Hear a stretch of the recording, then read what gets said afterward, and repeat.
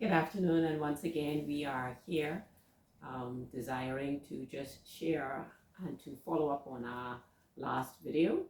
And so, Mr. Johnson, could you just give us your thoughts?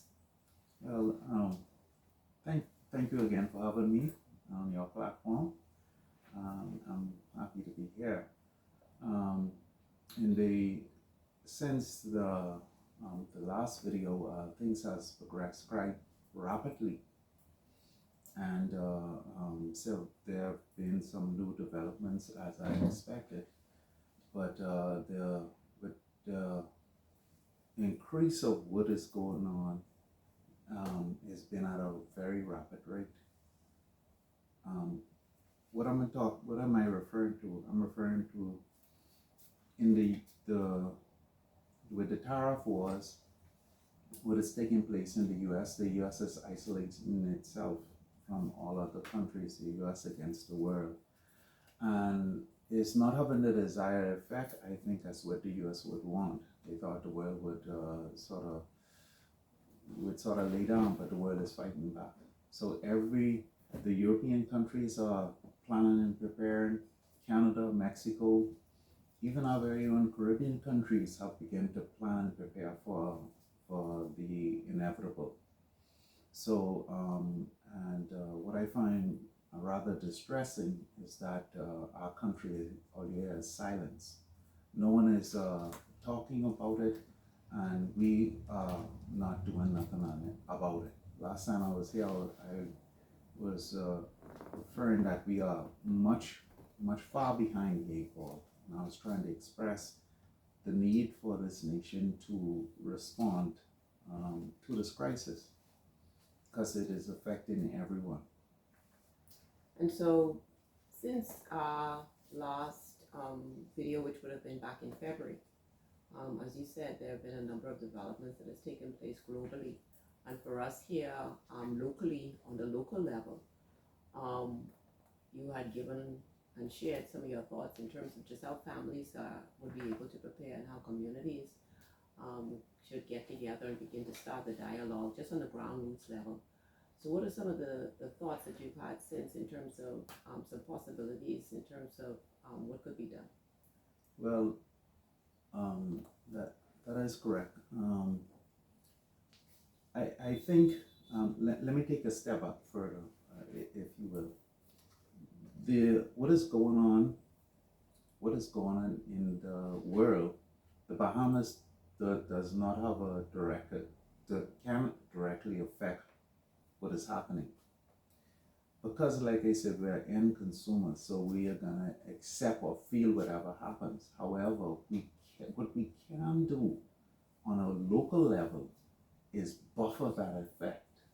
So the Bahamas government can change what is going on internationally, can affect what is going on internationally, but Bahamas government can affect locally how they respond to it.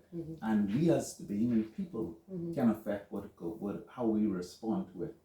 As what is happening for other Caribbean countries, they are now planning, preparing, and making steps to handle this crisis, because it's now at a crisis level.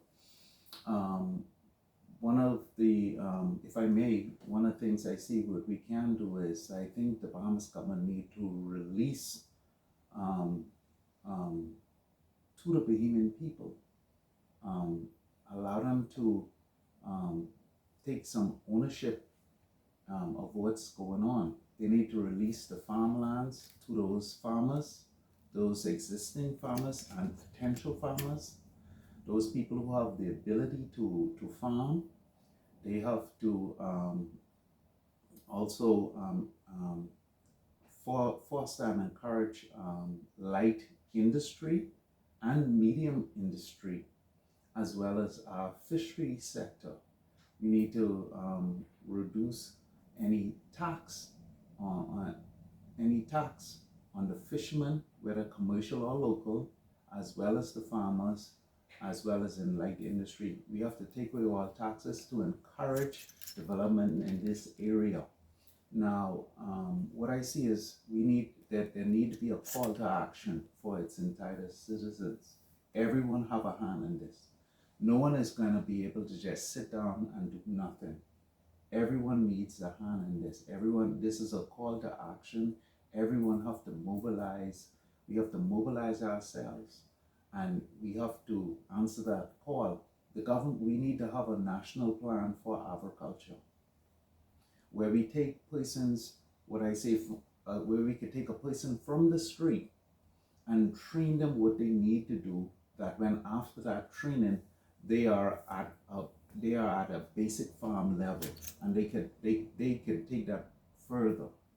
We need to take persons again from the streets, where in terms of light industry, teaching them how to weld, teach them electronics or electrical, to start encouraging our citizens to get involved for what is eventually gonna happen. I'm gonna make a prediction here, which I think I don't think a lot of the high end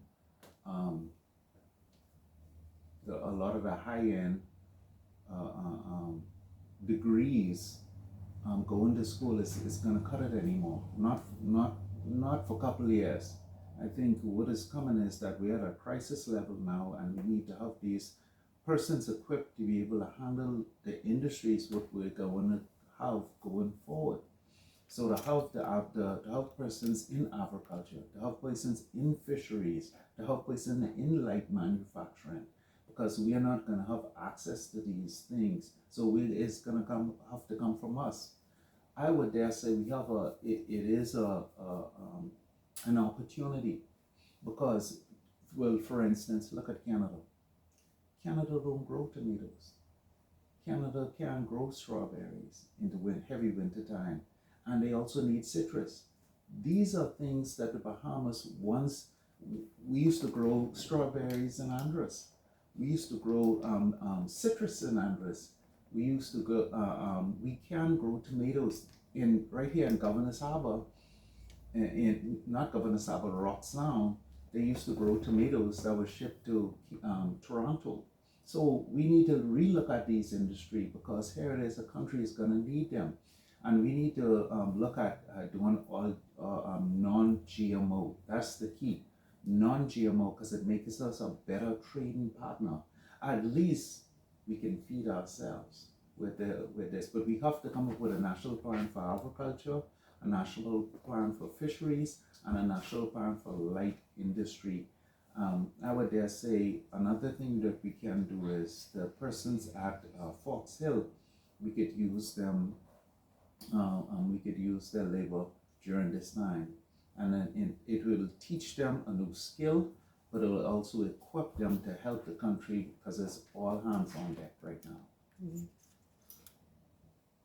Thank you so much for your thoughts in terms of what it is that we could be doing right now as a country, because I am sure that for many families right now, with the silence that we're experiencing in the media and the like, that at least this lets us know that there are some, from the Bahamian media right now, that it at least lets us know that there have been some things that we within the Bahamas that we can do in terms of mitigating the impact on us. And so thank you again, Mr. Johnson, for sharing your views and your thoughts on the global issues that are impacting the Bahamas, our families and our communities right now.